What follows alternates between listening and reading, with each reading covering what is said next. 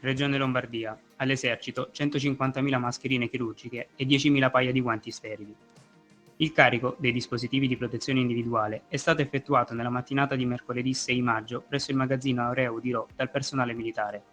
La fornitura fa seguito a una precedente per i soldati impegnati in strade sicure. In una nota, l'assessore regionale al territorio e protezione civile Pietro Faroni ha comunicato che mascherine e guanti verranno smistate nei prossimi giorni dall'esercito, in base alle esigenze dei diversi reparti presenti in Lombardia. Coronavirus. Presidente Fontana saluta militari russi. Nella giornata di giovedì 7 maggio, all'Hotel Excelsior di Bergamo, il presidente della regione Lombardia, Attilio Fontana, accompagnato da alcuni assessori regionali, ha partecipato alla cerimonia di saluto del contingente russo, di rientro in patria dopo aver prestato aiuto nelle aree di Bergamo e Brescia, tra le più colpite dal coronavirus. Durante il saluto, Fontana, riconoscente dell'operato, ha voluto ribadire quanto il prezioso aiuto russo sia avvenuto nel momento di maggiore difficoltà della regione.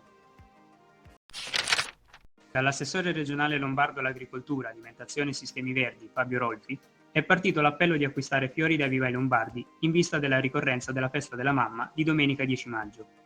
Il florovivaismo è uno dei settori più colpiti dagli effetti economici di questa pandemia, ha dichiarato l'assessore, perché è stato costretto a chiudere proprio nel periodo in cui genera il 75% del fatturato annuo. La Lombardia, con 7.000 aziende, rappresenta una delle realtà leader a livello nazionale nel settore. È una filiera, ha poi concluso Rolfi, nella quale l'Italia si distingue nel mondo per qualità, biodiversità e varietà di produzione.